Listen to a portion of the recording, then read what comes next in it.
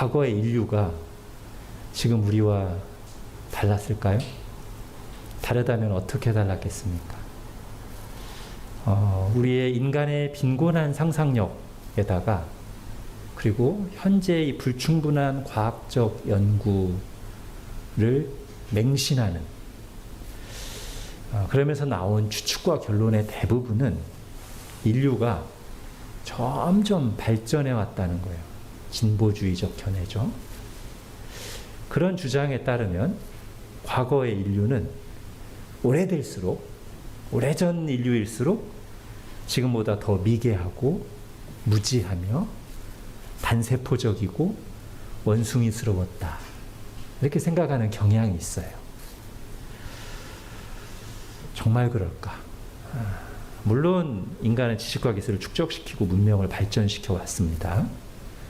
근데 우리가 솔직하게 그리고 좀 진지하게 물어볼 필요가 있어요. 그래, 문명은 과학기술은 발전해 왔어요. 근데 인간 자체도 좋아졌을까? 과거보다? 그리고 앞으로 인간은 더 좋아질 것인가? 자, 21세기를 살아가는 지금 우리는 어떻게 생각할까요? 사람마다 좀 다르겠지만 제가 생각할 때 일반적으로 아마 이럴 것 같습니다. 지금까지 인간이 발전해 왔다는 데에는 막연하게 동의합니다, 여전히. 그러나 앞으로 인간의 상태가 더 좋아질 것이고 미래가 희망적일 것이라는 데에 대해서는 아마 꼭 그렇지는 않을 거예요. 그런데 여러분, 불과 한 100여 년 전만 해도, 그러니까 19세기 그리고 20세기 초까지만 해도 사람들의 생각이 달랐어요. 1, 2차 세계대전을 겪기 전에, 그러니까 아직 계몽주의의 낙관론이 이 세상을 지배할 때는 인류는 장밋빛 미래를 꿈꿨습니다. 계속 좋아질 거라고 생각했어요. 문명도 그리고 인간의 상태도. 근데 이 과학기술과 문명의 발달이 오히려 사람들 사이에 여러 갈등을 일으키고 부작용을 낳는 것을 보면서 특히 아주 결정적으로 1, 2차 세계대전의 참상을 겪으면서 인류의 생각이 많이 달라졌습니다. 600만 명의 유대인들을 어린이부터 어른 할 것 없이 가스실에 넣어서 죽이는 홀로코스트를 경험하면서 와, 인간이 믿을 수 있나? 스스로. 인간에 대한 회의와 의심이 찾아왔어요. 그리고 이전보다 비교할 수 없이 강력해진 무기들이 전쟁의 현장에 실제로 등장하고 사용되면서 특히 핵폭탄 같은 무기들의 가공할 만한 파워를 보면서 파괴력을 보면서 와, 인류가 문명이 아니 아예 지구가 망할 수도 있겠다라는 생각도 하게 됩니다. 그리고 2023년을 맞고 있는 지금의 우리는 또 다른 최근의 경험들로 인해서 최근 몇 년간의 경험을 통해서 비슷한 두려움과 비관적인 전망들을 가지고 있어요. 뭐죠?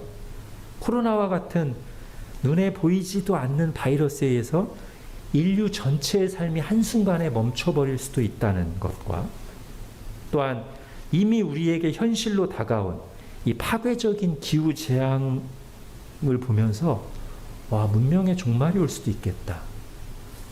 이런 생각들도 한다는 것이죠. 여러분, 불과 100여 년 전만 해도 그리고 불과 수년 전만 하고만 비교해도 인간의 생각이 그리고 상황이 상당히 많이 바뀐 것을 알 수 있습니다. 제가 다시 질문해 볼게요. 여러분, 긴 인류의 역사 속에서 인간은 계속 진보해 왔을까요? 점점 더 나은 인간이 되어 왔을까요? 과거에 멀리 있는 인류일수록 지금 우리보다 순진하고 미개하기만 한 상태였을까요? 여러분, 성경은 완전히 다른 역사를 우리에게 보여줍니다. 역사의 큰 흐름에서 봤을 때 오히려 인간은 진보가 아니라 퇴보를 겪어왔다고 성경은 말합니다. 우리 지금 창세기 보고 있죠?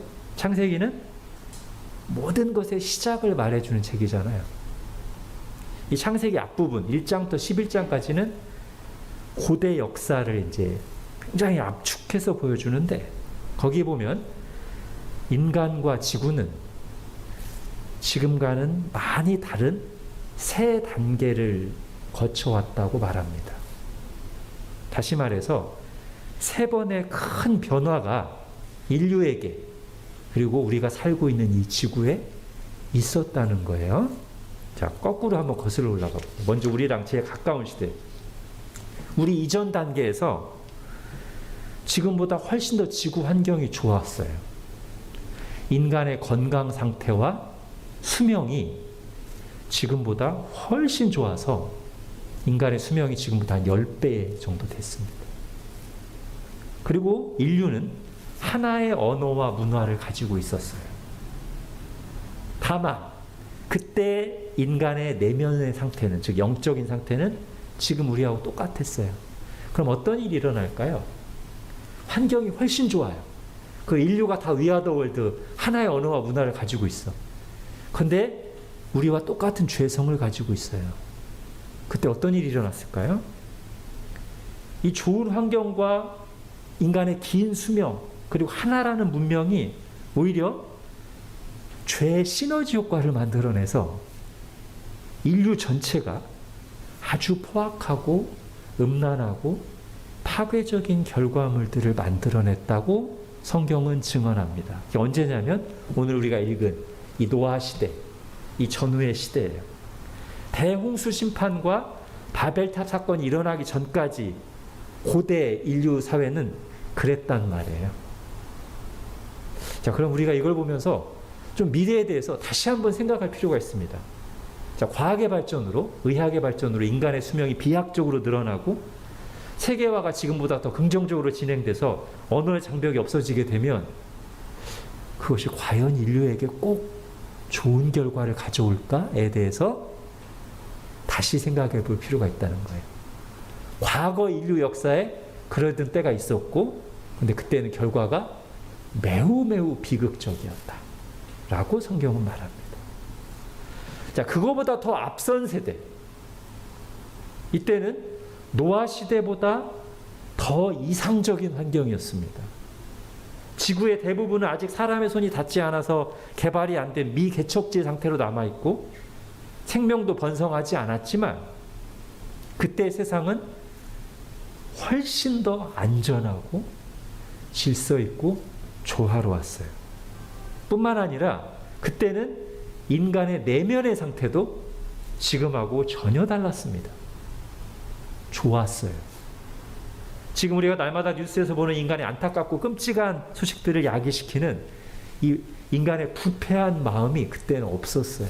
이게 언제예요? 창세기 3장에서 아담과 하와가 선악과를 먹기 이전의 지구와 인간의 모습이에요. 성경으로 하면 창세기 1, 2장 때. 우리 지난주에도 봤던 것처럼 그때는 하나님이 창조하신 그대로 이 땅과 사람이 하나님 보시기에 심히 좋았습니다. 제가 아까 3단계가 있다고 했는데 여기까지 끝 아닌가? 앞에 한 단계 더. 뭐죠? 아무것도 존재하지 않던 때가 있었습니다. 즉 인류가 이 땅에 없던 때가 있었어요. 인류뿐 아니라 동물도 우주도 그 어떤 존재도 없던 때가 있어요. 시공을 초월해 계신 하나님만이 존재하시던 때가 있습니다. 성경에 나온 표현대로 하면 그때는 창세전, 창조 이전 시대. 여러분, 우리는 너무 당연하게 인간이, 그리고 이 세계가 늘 있어 왔고 앞으로도 늘 있을 것처럼 생각하지만 성경은 우리에게 진실을 보여줍니다. 존재하지 않을 때가 있었어요. 그리고 언젠가 존재하지 않을 것입니다. 우리가 기억해야 될 것은 우리는 스스로 존재하지 않습니다. 그리고 스스로 존재하지 않는 것들은 영원하지도 않습니다. 여러분, 제가 이제 새로운 분들 중에 안 믿는 분들이 와서 복음반을 할 때마다 한 번씩 던지는 질문이 있어요. 목양실에서 이제 보통 복음반 하거든요. 제가 딱 하다가 창세기 할 때 한번 물어봐요. 자, 주위를 한번 둘러보세요. 이 중에 스스로 존재하는 것이 하나라도 있다면 얘기해 보세요. 여러분도 한번 지금 적용해 보세요. 스스로 존재하는 것이 하나라도 있는가? 우리 자신을 포함해서. 없어요. 우리는 언젠가부터 존재하는 것이고 언젠가 끝이 있습니다. 자, 성경은 말합니다. 여러분 핸드아웃 보십시오. 이사야 40장 같이 읽겠습니다. 시작. 이르되 모든 육체는 풀이요 그의 모든 아름다움은 들의 꽃과 같으니 풀은 마르고 꽃이 시들면 여호와의 기운이 그 위에 불미라. 이 백성은 실로 풀이로다. 풀은 마르고 꽃은 시드나 우리 하나님의 말씀은 영원히 서리라 하라. 그러므로 이 땅 위에 잠깐 피었다 지는 풀과 같은 존재인 우리는 우리의 생각과 감정과 판단을 너무 신뢰하기보다는 겸손한 마음으로 창조주 하나님께서 주신 이 영원한 계시의 말씀에 귀를 기울여야 돼요. 하나님을 알기 위해, 그리고 사람을 알기 위해, 이 세상을 알기 위해서. 자, 이제 본문을 볼까요? 여러분, 오늘 본문은 난해 본문 중에 하나입니다. 즉 이해하기 어려운 내용이 들어있고, 그래서 아직까지도 이 해석이 맞다라고 모두가 일치하는 견해를 가지지 않은 본문 중에 하나란 뜻이에요. 이 중에서 어떤 부분이 어려울까요? 여러분, 4절에 나오는 이 네피림이란 존재가 그런데요. 이 네피림이 어떤 존재냐고 오늘 성경에 보니까 하나님의 아들들이 사람의 딸들과 관계를 맺고 태어난 자들로서 고대의 용사들로 명성을 떨쳤다고 합니다. 자, 여기서 이 하나님의 아들들이란 누구며 그 하나님의 아들과 사람 딸 사이에 태어난 이 네피림이란 존재는 어떤 족속인가에 대해서 좀 약간 어렵다는 것이죠. 근데 대략 3가지 정도 해석이 있어요. 간단히 볼게요. 먼저 확실하게 아닌 것부터, 즉 3가지 견해 중에서 분명히 비성경적이고 틀린 것, 이것도 좀 들을 필요가 있는데, 첫 번째 이게 뭐냐면 여기 나오는 이 하나님의 아들들이란 천사를 말하는 것이다. 그러므로 천사들이 사람의 모습으로 와서 인간 여자들과 관계를 맺었고 그 사이에서 태어난 것이 네피림. 그럼 이 네피림은 약간 신비한 존재죠, 그죠? 천사와 인간 사이의 관계에서 태어난 신비한 존재. 자, 이건 제가 뭐라고 했어요? 명백하게 틀린 해석. 왜? 성경 전체 문맥과도 안 맞고요. 오늘 본문의 문맥과도 안 맞아요. 우선 성경 전체 문맥. 성경 전체 문맥에서 천사들은 영적인 존재입니다. 그리고 예수님께서 사두개인들과 부활 논쟁을 하실 때 이런 말씀하셨어요. 나중에 부활할 때 우리는 천사들과 같이 되어 그때는 장가가지도 시집가지도 아니한다. 천사가 그런 존재라는 것이죠.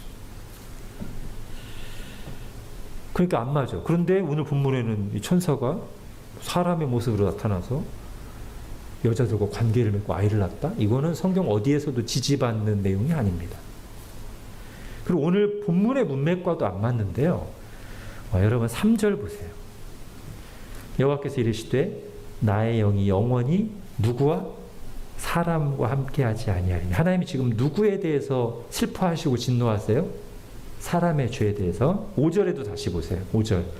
여호와께서 사람의 죄악이 세상에 가득함과 그의 마음으로 생각하는 모든 계획이 항상 악할 뿐임을 보시고. 6절. 땅 위에 내가 사람 지으셨음을 한탄하시고. 7절. 내가 창조한 사람을 내가 쓸어버리고. 뭡니까? 지금 이 창세기 6장에 나오는 모든 죄의 행동들, 내용들은 다 누가 저지른 거예요? 사람이 저지른 것이고, 그렇기 때문에 지금 하나님은 사람에 대해서 진노하시고 슬퍼하시고 사람을 심판하시려고 한단 말이에요. 근데 만약에 이 하나님의 아들들이 천사라면 이들이 지금 이 범죄를 주도한 거잖아요. 천사에 대해서 진노하시고 천사를 심판하셔야죠. 근데 오늘 본문은 처음부터 끝까지 철저히 사람을 다루고 있습니다. 천사는 그래서 아닌데, 그럼 이제 우리가 이 잘못된 견해를 정리하면서 한 가지 확실한 게 있어요. 자, 오늘 본문에 나오는 모든 존재는 다 사람이에요. 누가? 하나님의 아들들도 사람이에요. 사람의 딸들은 당연히 사람이고요. 그 사이에 태어난 네피림도 사람이에요. 네피림 사람입니다. 자, 두 번째 견해는, 오늘 본문을 해석하는 두 번째 견해는, 자, 여기 나오는 이 장면이 고대 신전에서 유행했던 음란한 종교 행위에 대한 묘사라는 거예요. 그러니까 여기서 하나님의 아들들이란 실제로는 사람인데 자칭 자기에게 하나님의 신의 영이 임했다고 하면서 신적인 조체를 자처하면서 이 신전에 끌려온 창기들, 여인들과 성관계를 맺고 종교 행위로서 그 결과로 태어난 자들을 마치 신과 인간의 결합으로 태어난 것처럼 특별한 존재로 여기면서 그들을 네피림이라고 불렀다. 이런 견해입니다. 대략. 이것은 그럴듯합니다. 왜냐하면 실제로 옛날 이방, 고대 이방 신전에서 이런 풍습이 있었거든요. 종교 행위로서의 성행위가 이루어지고 그때 이 성적 결합이 마치 신과 인간의 결합인 것처럼 하는 게 많이 있었어요. 그렇기 때문에 오늘 본문을 그렇게 해석하는 것도 아주 불가능한 것은 아닙니다. 다만 과연 성경에서 그렇게 자기에게 이 이방 신전에서 자기에게 신이 임했다고 하는 사람들을 하나님의 아들들이라고 표현한 곳이 있는가 할 때 그게 없다는 거죠. 그런 면에서 성경 전체의 지지를 받는다고 보기엔 좀 약하고, 또 하나는 지금 이 창세기 6장은 인류 전체가 타락한 얘기를 다루고 있잖아요. 근데 조금 전처럼 해석을 하면 어느 시대에나 있었던, 굳이 노아 시대뿐 아니라 어느 시대에나 있었던 그 신전에서의 난잡한 종교 행위만 다루는 것처럼 느껴지기 때문에 이 해석이 가능성은 있지만 조금 약하다.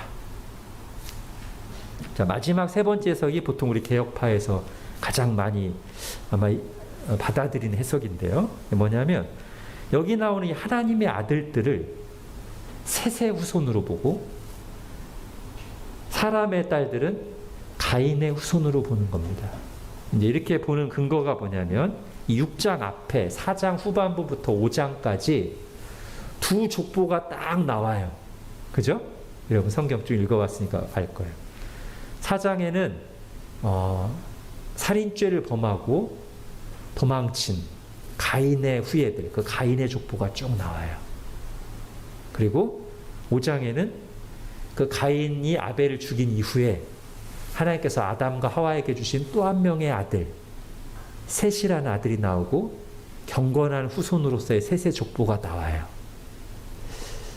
이들을 이제 하나님의 아들들이라고 표현했다는 거죠. 그리고 성경 다른 곳에 보면 하나님이 택한 백성이 이스라엘을 가리켜서 하나님의 자녀들이라고 말한 부분이 있으니 마침 이 앞에 두 족보를 보여주고 그 중에서 경건한 후손, 하나님 택한 이 라인을 하나님의 아들들이라고 표현했을 것이다. 그리고 그에 반해서 하나님과 멀어진 이 가인의 후손은 사람의 딸들이라고 표현했을 것이다. 이렇게 보는 거예요. 예, 뭐 그럴듯합니다, 이것도. 다만 제가 앞서 말씀드렸듯이 오늘 본문은 난해 본문이에요. 그래서 이 세 번째 해석도 100%라고 말하기는 어려울 수 있어요. 다만 성경이나 오늘 본문과 충돌되는 건 없어요. 그러니까 한 군데는 해석을 해야 되는데, 그러면 하나님의 아들들이 셋의 후손이고 사람의 딸들이 가인의 후예를 가리킨다면 4절에 이 네피림은 뭔가 좀 특별한 사람들처럼 보이는데 셋의 아들 남자들하고 가인 쪽의 여자들하고 결혼했다고 뭐 막 갑자기 막 용사가 나옵니까? 이런 반론이 나올 수 있잖아요. 그죠? 이 부분에 대해서 좀 해석이 필요한데요. 여러분 오늘 네피림을 잘 정리하고 가시면 좋겠습니다. 먼저 여러분 네피림을 너무 네피림에 대한 지나친 상상을 하지 않으셨으면 좋겠어요. 앞서 말했듯이 네피림도 사람이다. 오케이? 고대 용사들로 명성이 자자했다고 했으니까 아마 조금 더 건장하고 용맹스러웠을 거예요. 그러나 성경은 그 이상을 말하고 있지는 않습니다. 그러니까 여기 나오는 이 4절, 네피림이 딱 여기 한 번 나오거든요. 여기 나오는 이 4절 하나 보고서 마치 네피림이 탈인간급의 괴물, 막 트롤 같은 이렇게 여기거나 몇 미터 되는 거인족으로 단정하지는 않도록 합시다. 성경에 그런 얘기 없어요. 그러면 이 4절이 말하는 건 뭐냐? 이겁니다. 아마 제가 그냥 제 나름대로 서사를 꾸며본다면, 지금 아까 그나마 경건했던 셋의 자손들, 그리고 일찌감치 죄를 짓고 쫓겨난 가인의 후손들이 서로 따로 살았어요. 그리고 한동안은 셋의 후손들은 좀 경건하게 살았고, 가인의 후예들은 계속 이렇게 막 세상 문화, 악한 문화를 가지고 살았는데, 이 노아의 시대에 이르러서는 상대적으로 경건했던 이 셋의 후손들조차도 다 타락해서 똑같이 육적인 욕망을 추구하는 존재들이 됐어요. 그러다 보니까 자기들보다 먼저 타락하고 환락의 문화를 가지고 있는 요 가인의 후예 여자들이 더 막 야하고 더 자극적이고 그렇게 보였겠죠? 그러니까 이쪽 남자들이 이제 여기로 오는 거예요. 자기가 원하는 여자들 다 아내로 삼는데, 특히 누구에게 그럴 권한이 더 크겠어요? 힘센 자들, 그죠? 무법한 시대에는 힘이 센 자들, 폭력적인 자들이 득세한단 말이에요. 그러니까 아주 힘센 사람들이 와서 여자들 중에서도 아주 육감적인 몸매를 가진 여자들을 취해서 아이를 낳다 보니까 그들도 기본적으로 다른 사람들보다 더 하드웨어가 좋게 태어날 수 있는데, 그 중에서도 자녀들을 어떻게 키웠겠어, 이 사람들이. 그 시대는 힘센 사람들이 득세하는 시대니까 그 자녀들 중에서도 생존 경쟁이 있어서 더 센 아이들, 더 튼튼하게 자라고 더 용사의 면모를 가진 아이들이 그 집안에도 인정받고 어떤 그룹을 형성했을 거란 말이죠. 이게 이제 몇 세대만 지나도 분명히 외모에 있어서도, 그리고 실제로 거기서 차지하는 위상에 있어서도 다른 사람들과 구별될 수 있는데, 그들이 네피림이었을 것이다. 하여튼 일종의 하나의 해석입니다. 물론 확실한 건 아니에요. 그리고 여러분, 네피림에 대해서 또 하나 생각할 게 있는데요. 제가 아까 네피림이 실제로 나오는 거 여기 한 군데라고 했죠, 성경에. 여러분들이 속으로 진짜인가? 다른 데서도 한번 본 것 같은데, 예. 그렇게 생각하는 사람은 성경을 잘 읽은 사람입니다. 여러분, 핸드아웃에 보면 민수기 13장에 네피림이라는 말이 나와요. 실제로 네피림이 나오는 게 아니라. 그 말이 뭡니까? 이때가 이제 우리가 잘 아는 가나안 정복 전쟁을 앞두고 12명의 정탐꾼을 딱 보냈어요, 가나안 땅에. 그랬더니 갈렙과 여호수아 빼고는 나머지 10명의 그 정탐꾼들이 다 무슨 보고를 해요?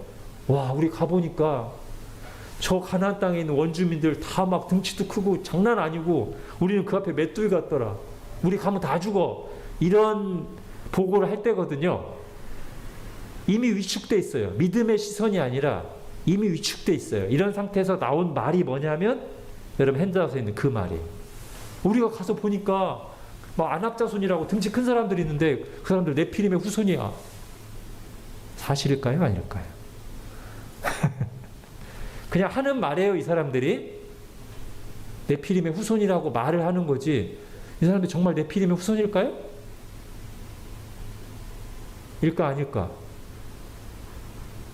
여러분, 오늘 지금 우리가 창세기 6장 보잖아요. 이때부터 이제 무슨 얘기가 나와요? 노아 홍수 나오죠.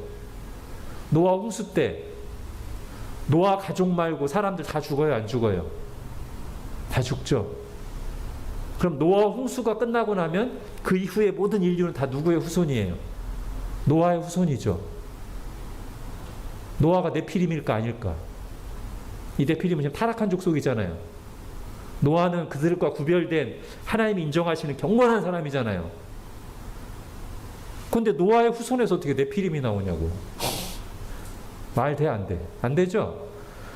그러니까 네피림은 이때만 나오고 없어요. 존재하지가 않아요, 이후에.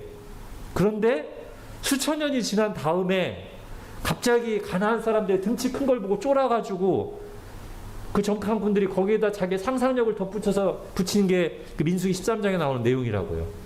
아, 우리가 가보니까 네피림의 후손들이 있는 거 있어. 어디 있어요, 네피림 후손이? 노아 홍수 때 다 죽었는데. 그죠? 네. 그러니까 실제로 네피림이 나오는 것은 오늘 본문밖에 없고 4절밖에 없어요. 한 절. 그러니까 이거에 대해서 우리가 너무 많은 상상과 호기심에 담긴 내용들을 만들어내기보다 제가 지금까지 말한 정도에서 멈추면 돼요. 여러분, 바울이 디모데전서 1장 4절에서 이런 말을 했습니다. 신화와 끝없는 족보에 집착하는 것은 우리 신앙에 도움이 되지 않는다. 오히려 이 성경으로부터 다른 교훈을 찾아서 들어야 되는데, 여러분, 오늘 본문이 말하는 것은 네피림이 누군가에 대한 호기심을 자극하는 내용이 아니고요. 이 네피림이라는 사람들이 나온 이 배경이 있잖아요. 그리고 그런 사람들이 명성을 떨치고 셀럽이 되고 유명해지는 그런 그 시대의 문화가 과연 어떤 문화였는가? 어떤 문화였길래 하나님이 인류 전체를 심판하실 수밖에 없었는가? 그 얘기를 하는 거거든요. 여러분, 3절에 보세요. 2절 3절에 보면 사람들이 그냥 육체적 욕망에 따라 외모만 보고 마구잡이로 여자들과 성관계를 맺고 아내로 삼고, 그런 현상이 일부 사람들에게서만 있는 것이 아니라 그 시대 전체에 그런 일로 가득하니 하나님께서 이들이 사람이 육신이 되어버렸다. 무슨 말일까요? 원래 하나님이 창조하신 인간, 하나님의 형상이에요.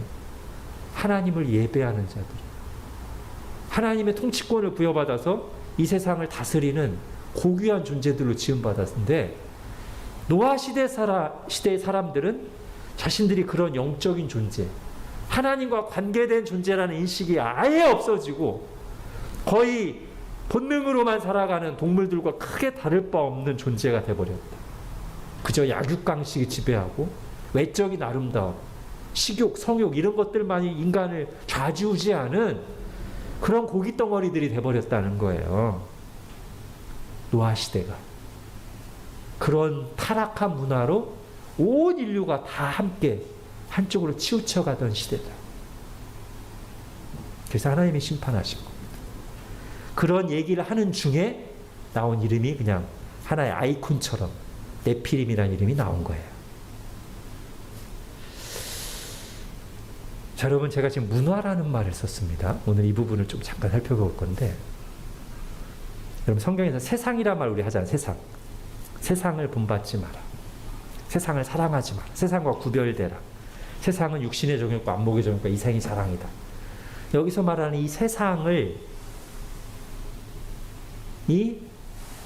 어떻게 구체적인 모습으로 나타나냐고 할 때 저는 문화라고 말하면 큰 무리가 없을 것 같아요. 성경이 말하는 이 세상이란 다른 말로 하면 세상 문화를 말하는 것이다 라고 봐도 큰 무리가 없다. 그리고 여러분, 문화는요, 사람만 만들 수 있습니다. 그럼 오늘날에는 이 문화 개념이 너무 확장돼가지고 막 동물들에게도 쓰는 거예요.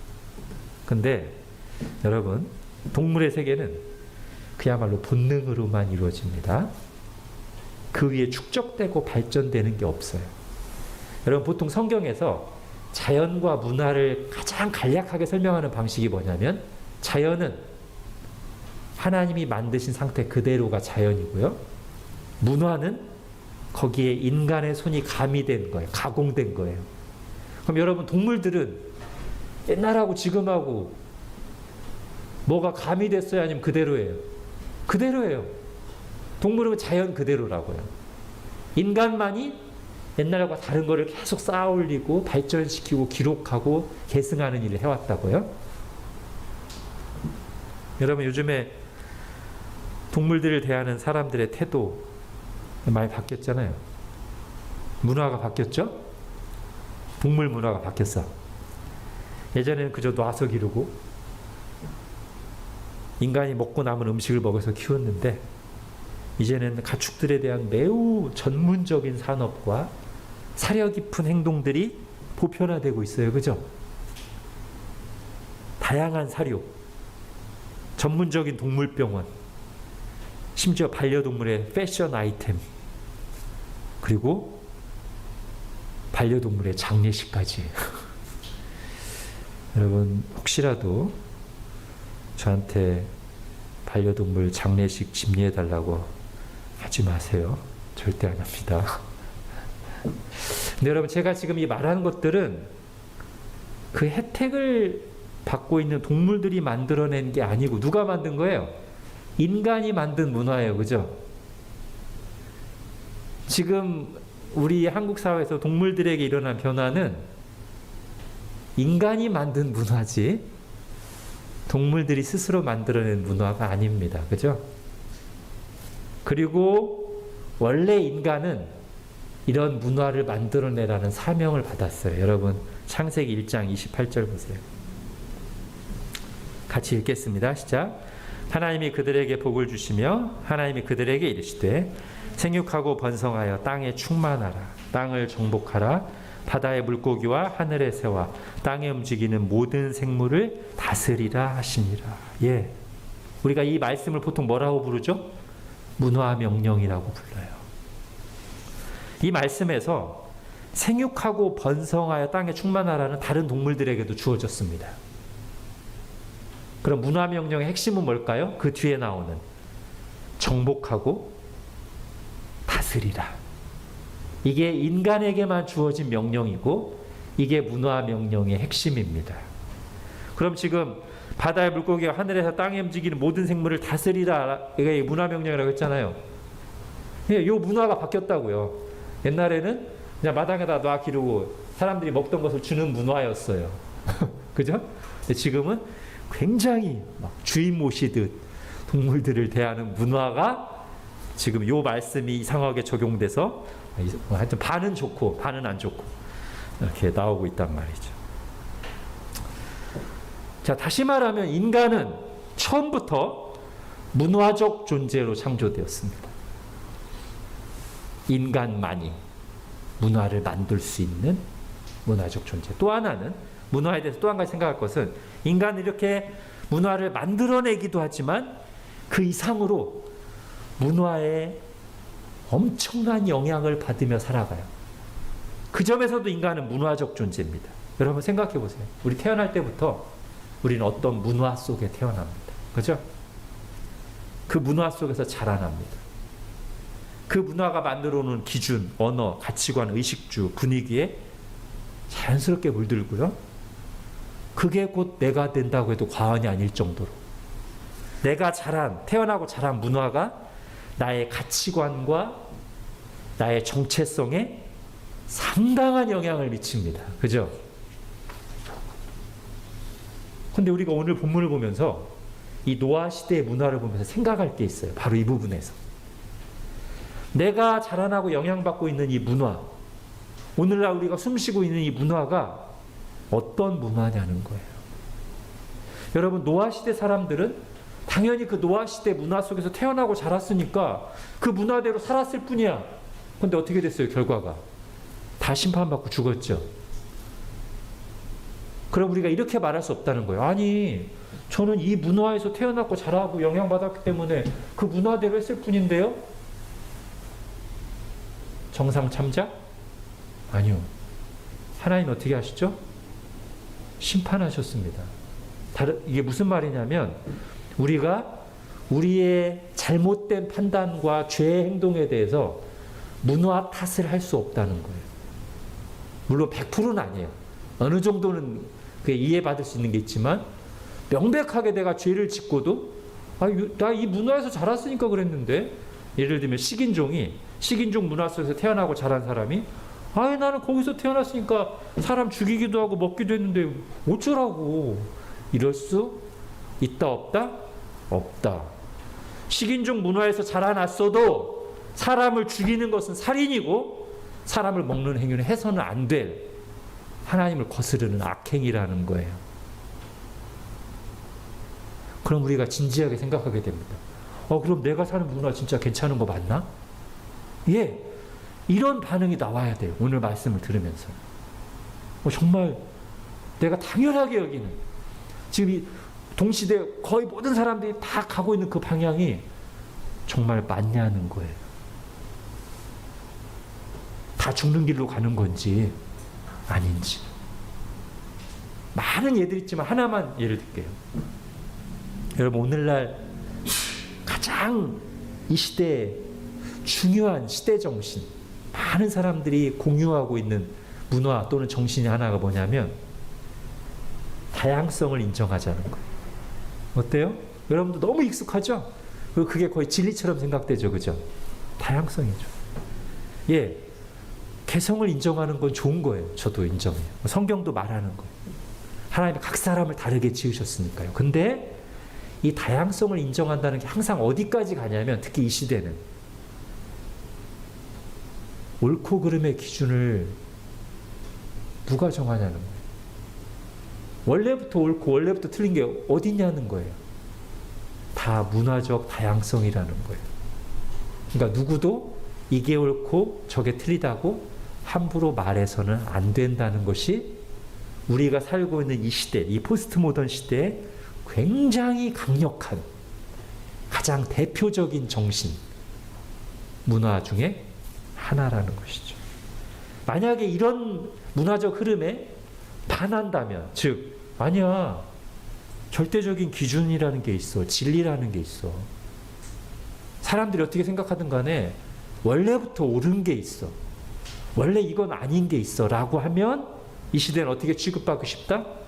구시대적이고 반문화적이고 반인권적인 사상으로 취급받기 쉽다는 거예요. 그 자체만으로.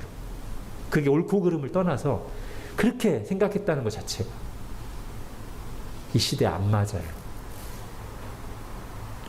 아니, 성적 지향성, 성적 취향을, 다양성을 인정해야지. 원래 남자와 여자라는 게 있다? 그런 게 어디 있어? 이렇게 된다는 거예요. 성경은 하나님이 사람을 창조하실 때 남자와 여자를 창조하시고, 남자가 부모를 떠나 그 아내와 합하여 한 몸을 이루고, 이게 결혼이라고 얘기하는데, 이 시대는 아니, 원래 남성, 여성 두 가지 성만 있다고 누가 그래? 다양한 성이 있고 다양한 성적 지향성이 있지. 이래야 인권적이고, 그 반대로 말하면 뭔가 꽉 막힌 사람, 인권의식이 약한 사람, 이렇게 된단 말이죠. 근데 과연 그렇게 말하는 이 시대 문화가 맞느냐는 거예요. 여러분, 근데 우리에게 있는 또 하나 어려움은 뭘까요? 이렇게 막 많은 사람이 이쪽으로 가는데 그걸 거스르는 것도 힘들지만, 사실은 더 근본적인 어려움은 뭐냐면, 여러분, 우리는 우리가 속한 시대 문화를 객관적으로 파악하는 게 거의 불가능합니다. 왜냐하면 우리는 이미 이 문화 속에서 자라났거든요. 아마 이런 비유가 맞을 것 같아요. 여러분, 지금 지구가 돌고 있죠? 그죠? 아닌가? 지구 자전하고 있잖아. 굉장히 빠른 속도로. 내가 우리가 만약에 우리의 감각과 현상만 보면 지금 지구 돌고 있는 것 같아? 안 돌고 있는 것 같아? 아니요. 인식 못해요, 우리는. 여러분, 여기서 제가 이렇게 움직이는 걸 인식하죠? 좁은 건 인식해요, 우리가. 조금 나에게 서운하게 한 거 금방 인식해요, 잘못됐다고. 그러나 어떤 시대정신이라고 하는 큰 배가 움직일 때는 우리가 그 배 위에 다 같이 타고 있기 때문에 이 배가 지금 어디로 가는지, 사람들의 사상이 여기서 여기까지 분명히 크게 움직였지만 같이 이 배가 너무 크면 인식을 못해요. 마치 지구가 지금 엄청나게 빠르게 돌고 있지만 우리는 그 지구에 있으면서 돌고 있는데도 인식을 못해. 만약에 우리가 교과서에 계시를 받지 않았다면, 이제 제가 아마 지금 지구가 엄청난 속도로 돌고 있어요. 여러분이 뭐라고 할까요? 우리 목사님이 제정신인가? 이러겠죠. 근데 우리가 그렇게 하지 않을 수 있는 이유가 뭐예요? 눈에 보이는 현상, 우리의 감각으로 판단하는 것이 아니라 교과서의 계시를 우리가 믿기 때문에 교과서에서 지구는 하루에 한 바퀴씩 엄청난 속도로 자전하고 있어. 그 계시 때문에 우리가 아는 거지, 느낌과 눈에 보이는 현상으로는 감각할 수 없다고요. 이게 무슨 얘기 하다 나왔냐면, 자기가 속한 문화에 있으면서 그 문화를 판단하는 것은 거의 불가능해요. 어떻게 해야 돼요?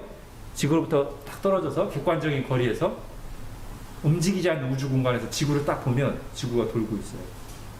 그러나 우리가 지구 속에 딱 들어와 있으면 우리는 못 느껴요. 우리가 다른 나라의 문화, 옛날의 문화에 대해서는 맞든 틀리든 간에 판단을 해요. 아, 저건 저땐 저랬고 지금이랑 다르네? 그러나 지금 우리가 살고 있는 문화에 대해서는 객관적인 판단이 거의 불가능합니다. 그렇기 때문에 노아시대 사람들도 태어나 보니까 노아시대예요. 다 그렇게 해. 그럼 그렇게 사는 거지 뭐. 다 같이 죽는 길로 간다. 길이 없는 건 아니에요. 제가 좀 아까 답을 이미 줬습니다. 이 시대에 살면서, 이 문화 속에 살면서 이 문화를 분별하는 길은 뭐예요? 아까는 교과서에 계시라고 제가 얘기했죠. 이 시대를 초월한 말씀, 영원한 하나님의 진리의 계시의 말씀을 통해서만 이 시대의 문화를, 옳고 그름을 분별할 수 있어요. 그리고 우리는 그걸 어떤 말로 종종 표현하냐면 하나님의 관점을 갖는다고 말하죠. 그죠? 우리가 성경을 통해서 하나님의 관점을 가질 때 이 시대의 문화를 분별할 수 있어요. 과연 이게 옳은 건지, 내가 지금 잘 가고 있는 건지, 이 세상 대부분의 사람들이 말하는, 유튜버에서 말하는 것들이 과연 맞는지 분별할 수 있다. 자, 이제 하나만 더 정리하고 마치겠습니다. 여러분, 우리가 이제 그러면 이 세상 문화를 그대로 따르는 것이 아니라 성경이 말하는 거룩한 문화를 만들어 가야 될 텐데, 그게 이제 하나님 나라를 구하는 행동일 텐데, 이걸 앞으로 이제 이 얘기는 계속 할 거기 때문에 오늘은 이제 짧게 포인트만 얘기하고 마칠게요. 여러분, 거룩한 문화를 어떻게 만들 수 있을까요? 포인트는 이겁니다. 사람이 바뀌어야 돼요. 거룩한 문화가 발전되고 지속되기 위해서는 그 문화를 만들어가는 주체인 인간이 거룩해져야 돼요. 그렇지 않으면 어떤 변화도, 법을 어떻게 바꾸고 제도를 어떻게 바꾸고 아무리 악인들을 다 소탕해서 없애버리고 어떻게 해도 거기서 결국 죄의 싹들이 다시 나와요. 우리 예수님이 그런 말씀하셨죠. 좋은 나무여야 좋은 열매를 맺는다. 그죠? 나무가 좋으면 좋은 열매가 나오게 되어 있어요. 사과 나무에서는 사과 열매가 나오게 되어 있어요. 말하자면 이 나무가 인간이고 열매는 문화예요. 사람이 지금 돌 감람나무인데 어떻게 그 돌 감람나무가 모여있는 사람들 사이에서 참 감람나무라는 문화의 열매가 나올 수 있냐고요. 잠깐 적부심 쓸 수 있겠죠. 그죠? 죽어요, 금방. 이게 핵심이에요. 좋은 문화를 만들기 위해서는 결국 인간이 바뀌어야 된다. 그럼 인간은 어떻게 바꿀까? 좋은 문화 속에 집어넣으면 인간이 바뀔까요? 아니라고 지금 했죠. 그죠? 즉 좋은 교육을 받고 결심을 하고 바르게 살기로 합의하고 노력하면 될까? 예, 어느 정도는 영향을 미치고 우리가 그러기 위해 힘써야 되죠. 그죠? 나쁜 교육 방식이나 환경보다는 좋은 교육 방식과 좋은 제도와 좋은 환경이 상대적으로 낫죠. 당연히. 그걸 우리가 만들어 가야 되죠. 다만 그런 외적인 문화만 바꿔서는 사람을 겉모습만 바뀌지 속 사람이 진짜 바뀌진 않아요. 임시방편일 뿐. 성경은 인간 자체가 근본적으로 고장나 있기 때문에 그런 인간이 만들어낸 사상과 결심과 문화가 인간을 구원할 수 없다. 타락한 인간이 만든 타락한 문화가 인간을 구원하는 게 아니라 이 인간 밖에 있는 다른 존재로부터 구원이 뚫고 들어와야 된다. 이렇게 얘기해요, 성경은. 마치 늪에 빠져 있는 사람을 구원하는 것은 그 자신의 막 피나는 몸부림도 아니고 같이 늪에 빠져 헤매고 있는 그 사람들의 문화도 아니고 누구만이 늪에 빠진 사람 구할 수 있어요? 늪에 전혀 발을 디디고 있지 않은 사람. 늪의 바깥에 있는 누군가가 강력한 끊어지지 않는 동아줄을 늪에 있는 사람에 던져줘야만 구원이 가능하다. 근데 누가 이 구원의 밧줄을 붙들려고 할까요? 잘 생각해 보세요. 이 비유가 이제 여러 가지로 적용이 가능한데, 늪에 있는 사람이 아니야, 나 좀 더 노력하면 늪에서 나갈 수 있어, 이런 생각하는 동안은 자존심 내세우면서 밖에서 내준 동아줄을 안 잡을 가능성이 많아요. 그죠? 또는 늪에 빠진 사람들끼리 에이 쟤도 묻었네 나도 묻었네 뭘 이대로 살다 죽지 뭐, 이래도 밖에서 온 동아줄을 안 잡을 가능성이 많아요. 어떤 사람이 동아줄을 잡을까요? 해봤는데 안 돼. 이 늪에서 내 힘으로는 절대 못 나가. 그리고 여기서 못 나가고 계속 빠져들면 나는 죽어. 이거를 감각한 사람, 이거를 또는 인정하는 사람은 밖에서부터 오는 동아줄을 갈구하게 돼 있어요. 그리고 누군가가 밧줄을 딱 던지면서 야 잡아 그러면 아이고 감사합니다 하고 딱 잡게 돼 있어요. 그죠? 이걸 성경에 나오는 표현으로 하자면 마음이 가난한 자는 복이 있나니 천국이 그들의 것이며. 예, 마음이 가난한 사람, 내 힘으로는 스스로 구원받을 수 없다고 깨달은 사람이 이 천국의 밧줄을 붙잡을 수 있고, 또 다른 말씀으로는 예수님이 그러셨죠. 내가 의인을 부르러 온 것이 아니라 죄인을 부르러 왔다. 여기서 의인과 죄인이 제가 뭐라고 여러 번 설명했죠. 여기서 의인이 남들보다 상대적으로 바르게 산 사람 의인, 다른보다 더 나쁜 짓 많이 한 죄인이 아니라고 했죠. 그게 아니라 자칭 의인, 내가 다른 사람보다 낫다고 생각하는 의인, 나는 그런 사람을 부르러 온 것이 아니라 자칭 죄인, 아, 나 죄인 맞습니다 하는 그 사람을 부르러 오셨다는 거예요. 예수님이. 실제로 그런 사람들만 구원을 받아요. 왜? 자칭 의인은 아직 늪에 빠져가고 있고 진흙이 여기저기 묻었으면서도 아이 내가 저 사람보다 덜 묻었네 하고 안 잡아요. 그러나 자칭 죄인, 저 빠져 죽어요, 저 안 도와주면 저 끝이에요, 저는 은혜가 필요한 사람이에요 하는 사람은 밖에서 밧줄 던져주면 감사합니다 하고 자. 여러분, 이것이 성경이 말하는 구원의 방식입니다. 아담과 하와 이후, 하와의 범죄 이후 타락한 인간은 구원이 필요해요. 어떤 구원? 자기 스스로 만드는 구원이 아니라 밖으로부터, 하늘로부터 내려오는 구원의 밧줄이 필요해요. 그리고 그 구원의 밧줄은 이미 확실하게 내려왔어요.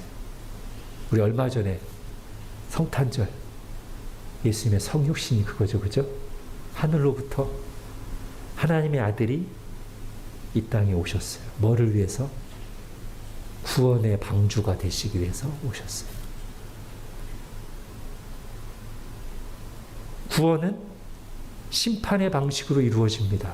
이게 무슨 말인가? 노아 시대 심판이 임하는 중에 노아만 그 심판 속에서 구원을 받았죠. 오히려 그 심판이 구원이 됐어요. 노아에게. 이 죄악된 세상에서 노아를 구원하는 구원이 됐어요. 마찬가지로 우리도 심판의 방식으로 구원을 얻습니다. 어떻게? 하나님의 아들이 나를 위해 심판을 다 받으실 때 그 하나님의 아들 안에 있는 우리는 그 심판을 이미 통과했으므로 구원을 받습니다. 마치 심판이 내리는 중에 구원의 방주 아래 있던 노아가 그 가족이 구원을 받듯이 예수님의 심판받으심으로 그리스도 안에 있는 우리는 구원을 받습니다. 기도하겠습니다.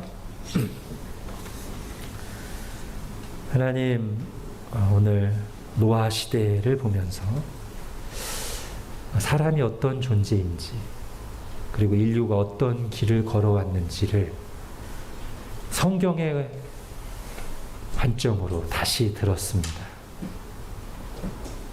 인간은 진보했다기보다는 오히려 하나님이 창조하신 그 아름답고 영광스러운 상태에서 이탈하고 퇴보했으며, 노아 시대와 마찬가지로 지금 우리 이 시대에도 모든 인류에게는 스스로 자신을 구원할 수 있는 가능성이 없는 마치 늪에 빠진 것과 같은 존재인데 오직 밖으로부터 하나님으로부터 은혜로 내려온 구원의 밧줄, 구원의 방주 예수 그리스도 안에서만 구원받을 수 있다는 사실을 다시 들었습니다. 하나님, 이 은혜를 감사함으로 누리는 자들 되게 하여 주시고 오늘 말씀을 진지하게 듣고 새겨서 우리에게 너무나 익숙한 또는 자연스럽게 문제없게 여겨지는 이 시대 문화들, 풍조들, 정신들을 하나님의 말씀으로 분별하고 그래야 노아 시대 사람들처럼 그 시대 속에 태어났으니 어쩔 수 없다 또는 당연하다고 하면서 휩쓸려 가는 것이 아니라 멸망의 넓은 길로 가는 것이 아니라 하나님의 말씀의 등불이 비추는 생명의 좁은 길로 걸어가는 저희 청년들 되게 하여 주옵소서. 예수님의 이름으로 기도합니다. 아멘.